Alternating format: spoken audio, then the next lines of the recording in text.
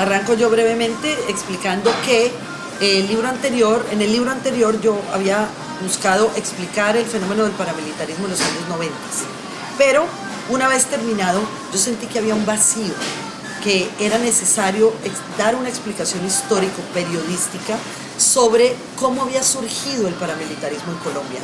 Entonces, a pesar de que los primeros paramilitares surgieron a comienzos de los años 80, realmente cuando se profesionalizó digamos, la organización y se conformaron posteriormente las Autodefensas Unidas de Colombia, fue en el Magdalena Medio, que fue una especie de laboratorio de creación del paramilitarismo.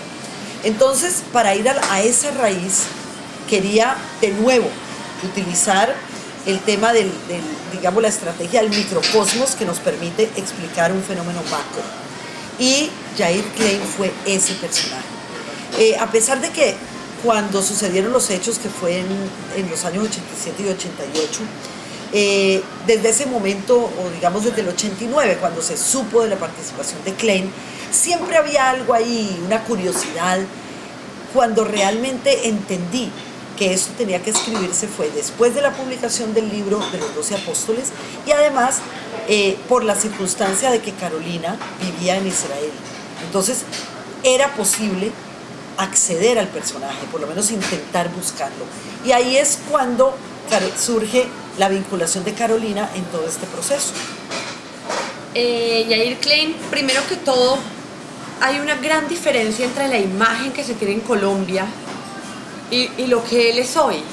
Yo me acuerdo que yo entré con mucho miedo a nuestra primera reunión, cuando lo conocí, porque uno hace una pequeña búsqueda en Google o en cualquier lugar de quién es Yair Klein y aparece un monstruo, aparece alguien pues que está dispuesto a hacer lo que sea. Y cuando lo conocí, mi primera impresión es que era una persona muy correcta, muy buena persona, buena gente, digamos. Más allá de si uno puede decir si es buena persona o no, era buena gente, era como carismático y sonriente y siempre como que tratando de hacer un buen ambiente. Entonces eso es lo que pues mi primera impresión de Yair Klein. Y ahora con el tiempo, pues que lo he llegado a conocer más por el libro, sí, creo que es una persona que no pudo medir la intensidad de lo que hizo hasta que se le puso de frente. Él no pudo medir realmente las consecuencias de sus acciones yo creo que hasta que no nos paramos nosotras frente a él y le dijimos, ok, esto fue lo que pasó a consecuencia de lo que usted hizo, respóndanos. Creo que ese fue el momento en el que él chocó con la verdad y chocó con el hecho de que de pronto lo que él había hecho no había sido lo correcto. ¿Qué lo motivó a él? ¿Qué lo motivó a él? Bueno, para analizar la motivación de Yair Klein, yo creo que hay que saber un poquito sobre la forma de ser del israelí promedio. Los israelíes son personas muy fuertes, son personas que viven en una situación de constante estrés, se sienten constantemente atacados. Y él como coronel del ejército sentía que era su obligación ayudar a cualquier tipo de estado que se estuviera encontrando con lo que él llamaba terrorismo. Para él las FARC eran un grupo terrorista, más que una guerrilla, eran un grupo terrorista, y él sentía que su obligación en la vida era ayudar a estados o a pequeñas células dentro de estados a acabar con el terrorismo. Y a él hasta cuando nosotros lo conocimos, a él le costaba mucho ver a los paramilitares como lo que se llegaron a convertir, que pues en algún momento los paramilitares pasaron de ser defensa de haciendas o defensas civiles para convertirse en personas que torturaban, en personas que asesinaban, en personas que secuestraban o que estaban relacionadas con el narcotráfico. A Yair Klein le costó mucho hacer ese cambio como de forma de ver y darse cuenta que lo que él había llegado a hacer no se convirtió en lo que él esperaba, que era un grupo que le hiciera frente a la guerrilla y protegiera sus tierras. Y en términos de dinero, ¿él recibió dinero por todo lo que hizo en Colombia? Él recibió pues un pago por los entrenamientos, sí, pero según lo que nos iba contando, entre viajes, pagarle a los entrenadores, pagar la estadía, pagar todo esto, al final, la verdad que lo que le quedaba no era ni siquiera suficiente como para todo el problema en el que se metió. O sea, porque hay personas que hablan de millones de dólares, de miles de dólares, pero niveles exorbitantes de plata. Y él dice que si él hubiera sabido en lo que se iba a meter, no hubiera pisado Colombia. No era una cantidad de dinero que lo volviera millonario. De hecho, él no es millonario. Él hoy en día vive bastante, pues vive normal, vive bien, digamos, pero no es una persona que tenga mucho dinero. De hecho, el problema de Colombia le ha costado mucho económicamente por el pago de abogados y pues todo el tiempo que perdió estando en cárceles. Y yo creo que sí, que el pago que recibió en Colombia no fue lo que lo motivó a viajar. Ahora, cuéntanos qué descubriste tú en tus investigaciones en Colombia de Klein entrenando gente en Colombia. Bueno, lo primero que descubrimos, gracias a los testimonios de Klein y de otro de los entrenadores, a quien entrevistó Carolina en el sur de Israel, que se llama Matzia Shuali, más toda la investigación que se hizo, la investigación de campo y de documentos en Colombia, lo que descubrimos es la participación y vinculación de altas esferas de la política y de las Fuerzas Armadas de Colombia con los paramilitares, con este proceso de entrenamiento, de cualificación de los sicarios del paramilitarismo en Colombia. O sea, la gran conclusión a la que yo llego es que si bien es cierto que Klein tiene una responsabilidad por haber venido a Colombia a dárselas del Robin Hood que que entrena a personas de bien para aniquilar el comunismo y para que la democracia prospere, realmente detrás de eso hay un subfondo que es en el cual Klein resultó siendo engañado. Finalmente, entonces, a él se le descarga toda la responsabilidad por lo sucedido en el Magdalena Medio en el año 1988 y tiempo posterior, cuando en realidad él fue una ficha del ajedrez. Personas relacionadas al más alto nivel con las Fuerzas Armadas, con el Ministerio de la Defensa, con la Policía, con el Departamento Administrativo de Seguridad, que es el equivalente colombiano del FBI, y con el gobierno de ese momento. Esas personas participaron y fueron quienes realmente llevaron a Colombia a Yair Klein. Yo creo que para mí ese es el descubrimiento más importante de todos.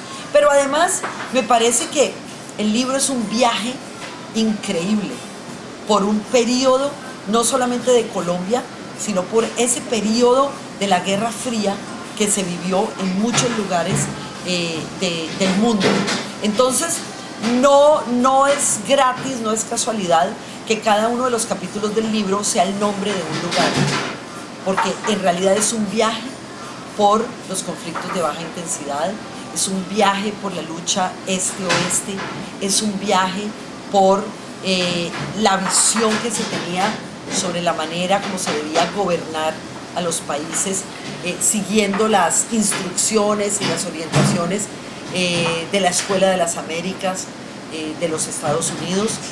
Creo que además es un viaje aventurero de este señor que cuenta unas historias alucinantes que si uno no las corrobora por medio de otras fuentes, uno creería que todo lo que el señor dice es un invento de un loco. ¿Cuánto tiempo hablaste tú con Klein? ¿Nos puedes decir cuántas horas tienes tú de grabación? De grabación. De discusión. Bueno, yo me reuní una primera vez con él en la que no se hizo ningún tipo de grabación, sino fue más que todo yo conocerlo a él, en especial que él me llegara a conocer a mí, porque él estaba muy cerrado a todo lo que tenía que ver con Colombia. Él, como lo dice muy claramente, Colombia le destruyó la vida. Y él tenía como un miedo muy grande a todo lo que tuviera que ver con Colombia. Entonces el primer encuentro no fue de grabación, nos demoramos si acaso, si a mucho, hora y media en su casa, y fue más que todo armar una relación en la que no solamente yo pudiera verlo a él y saber si él estaba dispuesto a hablar conmigo, sino que él pudiera ponerle una cara a la persona pues que iba a llevar a cabo el proyecto, porque pues mi mamá no estaba presente. La segunda vez que yo vi cara a cara a Yair Klein ya fue cuando mi mamá vino a Israel. Estuvimos en la entrevista misma fueron 4 días de grabación y sí, fue impresionante porque la idea era hacer unas cuantas horas de grabación y cuando él se cansara. Y nos dimos cuenta que él no se cansaba. Podíamos seguir hasta las 2, 3 de la mañana y él nunca nos iba a decir que no. Entonces teníamos tan limitado el tiempo, eran solo 4 días, que tratamos de hacer pues la mayor cantidad de horas diarias y gracias a Dios pudimos terminar pues con todas las preguntas que teníamos. Y bueno, y después cuando terminamos todo el periodo de grabación y entrevista, siempre pasaba que él me llama, que cualquier cosa que pasara en Colombia, yo lo llamaba y le decía, porque él al no hablar hebreo, al no hablar español, confiaba en que todo, cada vez que sonara su nombre en los medios colombianos, pues que yo más o menos le dijera. Y también él, cada vez que se acordaba de algo que no nos había contado o que le parecía relevante, me llamaba. Nos convencimos de que no íbamos a distorsionar su voz, no íbamos a distorsionar el contenido de lo que él nos estaba explicando. Ok, pero yo no he leído el libro, pero de todas maneras es una denuncia de un proceso en que murieron, según me dijiste hace un rato, 300.000 personas. Y Klein, de una u otra manera, tiene las manos muy untadas de esa sangre. Lo que pasa es que él, la lectura que él hace es esta. A mí me llevan las Fuerzas Armadas de Colombia, a mí me lleva el gobierno, porque él se reunió con el comandante en jefe de las fuerzas militares, ¿sí? En Colombia. A él, cuando se bajaba del avión, lo estaban esperando personas del DAS que sellaban su pasaporte y lo conducían y lo escoltaban. O sea, él estaba convencido de que él estaba prestando un servicio para el gobierno. Entonces, él nos dice una frase: yo entrené personas para atacar a los que estaban acabando con el país. Yo nunca entrené personas para acabar con el país. Si yo me hubiera dado cuenta, nunca lo hubiera hecho. ¿Él vio alguna vez los crímenes? ¿No vio la sangre? No. Sus entrenamientos eran entrenamientos cortos en los que él pasaba un mes en Colombia y se iba. Y después le contaban que el grupo al que él entrenó logró acabar con un grupo guerrillero que estaba entrando a la finca. Entonces él todo lo basa en lo que le contaban. Él nunca vio realmente a su gente en acción. Y además que los grandes crímenes ocurrieron cuando él ya no estaba, cuando se habían acabado los entrenamientos. Él no mantuvo ningún tipo de contacto con sus entrenados y él nunca supo realmente qué sucedió. Él confió en que el entrenamiento que le había dado iba a ser utilizado para lo que él quería, para lo que él había intentado entrenar. Él nos dijo una frase que a mí pues me prendió el bombillo de pues que él tiene razón en ese sentido, que es: yo te puedo entrenar a ti o te puedo enseñar a ti a pescar. Lo que tú pescas es tuyo. Si tú te dedicas a pescar atún y venderlo, es tu plata, no la mía. Y si tú te dedicas a matar tiburones, es tu crimen, no el mío. Yo te entreno a hacerlo. Lo que tú haces con el entrenamiento es cosa tuya.